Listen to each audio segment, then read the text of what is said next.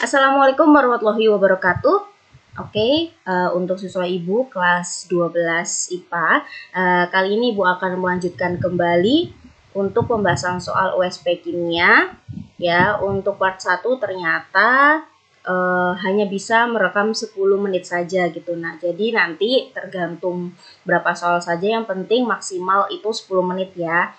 Yang penting kalian belajar selalu fokus untuk mempelajari video-video pembelajaran dari Ibu. Jangan lupa di subscribe, like, dan juga komennya. Nah, kali ini kita akan melanjutkan kembali untuk soal-soal yang sebelumnya. Nah, yang kemarin kita akan membahas tentang konfigurasi elektron. Yang kemarin kan belum selesai nih. Jadi Ibu akan bahas terlebih dahulu apa sih sebenarnya konfigurasi elektron. Konfigurasi elektron sebenarnya ada dua tipe untuk konfigurasi elektron ya. Tipe pertama yaitu dengan konfigurasi Bohr. Ya, konfigurasi Bohr itu atau bisa dibilang konfigurasi kulit atom. Jadi berdasarkan kulit atom. Kan kita tahu nih berdasarkan teori atom Bohr bahwa ini inti ya. Lalu dikelilingi kulit atom pertama, kulit atom kedua, kulit atom ketiga, dan selanjutnya. Nah, berdasarkan teori Bohr bahwa kulit pertama itu disebut kulit K, kulit kedua L, kulit ketiga M, dan seterusnya ya. Dimana setiap kulit itu ada maksimal elektronnya. Jadi nggak sembarangan nih kulit pertama misalnya 3 elektron atau 4 elektron, tidak ada maksimal elektronnya setiap kulit ya. Rumusnya itu 2N kuadrat. N itu kulit. Jadi misalnya kulit pertama nih 2 kali 1 kuadrat, berarti jumlah maksimal elektron di kulit pertama adalah 2 elektron. Selanjutnya kulit kedua 2 kali 2 kuadrat, 4 kali 2 8, dan seterusnya ya. Di sini ada 3 kulit aja, sebenarnya masih beberapa banyak kulit ya. Nah, contohnya konfigurasi elektron itu sebenarnya apa sih? Kayak urutan elektron dalam suatu atom. Misalnya Ibu punya suatu atom X ya, elektronnya itu 3. Berarti konfigurasi elektronnya, berarti kita awali dari kulit pertama. Kulit pertama maksimalnya berapa? 2 ya kan? Berarti 2. Nah, kulit selanjutnya itu sisanya kan di sini ada 3 nih. Berarti kan sisa 1. Nah, jadi ini adalah konfigurasi elektron berdasarkan teori Bohr. Oke. Terus misal nih Ibu punya atom Y11. Berarti 2, terus kulit kedua maksimalnya berapa? 8. 2 tambah 8 itu masih 10. Berarti masih ada 1. 2, 8, 1. Begitu. Contoh lagi misalnya Ibu punya Z19. Bagaimana konfigurasi elektronnya? Konfigurasi elektronnya berarti 2. Maksimal elektron kedua itu 8. Nah, selanjutnya yang ketiga, apakah 289? Tidak, karena di sini bukan maksimal elektronnya dan sudah melewati maksimal elektron sebelumnya. Jadi tidak boleh seperti ini. Jadi yang boleh seperti gimana, Bu? Jadi 2, 8. Nah, kalau di sini kan berarti masih ada 9 nih. Kalau ditulis 9, berarti sudah melebihi maksimal sebelumnya. Tidak boleh. Berarti harus setara yang sebelumnya. Berarti sebelumnya 8 maksimalnya. 8. Baru sisanya 1. Jadi konfigurasi elektron 19 seperti ini, bukan 289 ya.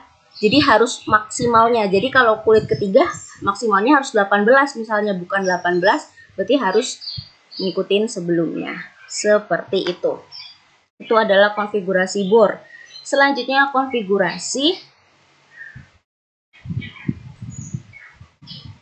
subkulit. Ibu akan menjelaskan lebih cepat ya nak, karena di sini tidak ada waktu lagi untuk persiapan kalian USP. Jadi diharapkan saat menonton video ini kalian harus lebih teliti dan fokus ya, jangan disambil apapun karena di sini Ibu lumayan cepat dalam menjelaskannya. Oke, untuk konfigurasi subkulit ya, jadi berdasarkan subkulit Berarti ada kulit, di dalam kulit ada subkulit lagi, itu maksudnya seperti itu. Nah, subkulit itu ada berapa? Ada 4, S, P, D, F.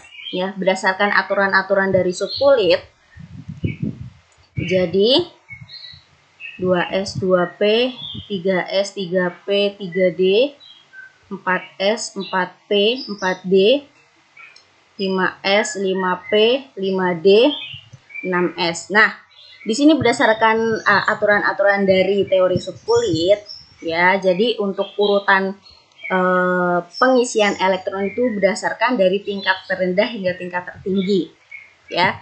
Jadi di sini untuk urutannya dari 1S, ya, terus kalian ke 2S, terus ke 2P, terus ke 3S, terus ke 3P, 4S. Jadi menurun seperti ini, ngilang. 4S terus ke 3D, 4P, 5S, lagi 4D, 5P, 6S, dan seterusnya, ya. Nah, sedangkan untuk isian elektron setiap subkulit itu ada aturannya. Kalau S maksimalnya 2 elektron, kalau P 6 elektron, kalau D 10 elektron, kalau F 14 elektron. Paham? Yuk kita ke contoh. Misalnya ibu punya atom Na11, natrium 11. Bagaimana konfigurasi elektron subkulitnya? Jadi ikutin aja di sini. Pertama 1S dulu. 1S, ingat S itu maksimalnya 2. 1S 2. Habis 1S, 2S. 2S, S itu maksimalnya 2. 2. Nah, 11 ini dihitung tuh yang di atas. Nah, 2 tambah 2, 4. Berarti masih ada 7. Terusin. Habis 2S, 2P. P maksimalnya berapa, nak? 6. Oke. 2 tambah 2 tambah 6. Udah berapa tuh? 10 kan? Berarti tinggal 1 lagi. Ketemu 3S. Karena kurang 1 lagi, tinggal 3S 1. Bisa, ya. Lagi, ya. Contoh lagi nih. Misalnya ibu punya 26 Fe. Nah, bagaimana konfigurasi elektronnya? Untuk konfigurasi elektronnya yaitu sama kayak tadi. Urutan dulu 1S2, 2S2, 2P6, 3S2. Jadi harus dimaksimalin dulu, ya. S-nya harus maksimalnya 2. P harus maksimalnya 6. Nanti kalau udah hampir selesai baru sisanya, ya. 3S2 terus 3P6, 4S2. Coba ini udah berapa nih? 2 tambah 2 4 tambah 6 10 tambah 2 12 tambah 6 18 tambah 2 20. Berarti kurang berapa, nak? Kurang 6 kan? Habis 4S2 berapa? 3D. Nah, 3D ini maksimalnya 10. Berarti kita tinggal isi 6 karena sisanya 6. Bisa untuk konfigurasi subkulit. Bisa ya. Nah, jadi sebentar.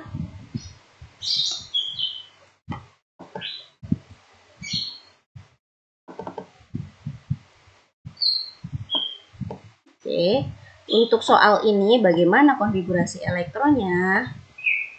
Nah, kalau ini berarti kebalikannya, nak. Ya, di sini suatu atom Y mempunyai konfigurasi elektron seperti berikut. Ya, terus nomor atomnya berapa? Berarti jumlah elektronnya keseluruhannya berapa? Kita tinggal hitung angka pangkatnya, ya. Di sini 2 tambah 2 tambah 6 tambah 2 tambah 6 tambah 2 tambah 6. Ketemunya berapa? 26. Berarti yang E. Bisa ya, jadi bisa soalnya tuh mungkin disuruh bikin konfigurasi atau kebalikannya suruh nyari nomor atomnya. Yang penting kalian tahu dasarnya dulu tentang konfigurasi elektron. Oke, sebelumnya Ibu juga akan menjelaskan tentang notasi atom. Kemarin Ibu belum sempat menjelaskan, ya. Nah, di sini di notasi atom seperti ini. Jadi kadang suatu atom itu ada yang netral, ada yang bermuatan.